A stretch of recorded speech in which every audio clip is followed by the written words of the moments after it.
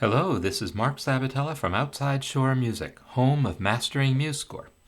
In this week's tip, I want to show you how you can add a little space within a system, like between measures. Now, this isn't something that often happens in, everyday music, but we use it a lot in producing, say, educational materials. I have a little two-measure example here of a little cadence, and then maybe I want a little space before my next little example.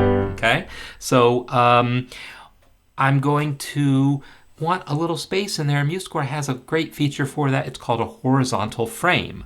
We're going to add it from the layout palette. So if I open the layout palette, I've got the measure selected where I want to insert the frame in front of, and then I will just click the insert horizontal frame button there. And when I do that, boom, I've got myself a frame. And it by default is, I think, 5 staff spaces wide. If I come over to the properties panel, you'll see I can change that. I can make it wider, I can make it narrower, I can make it as wide or as narrow as I want. If you prefer dragging, we can also just drag that handle.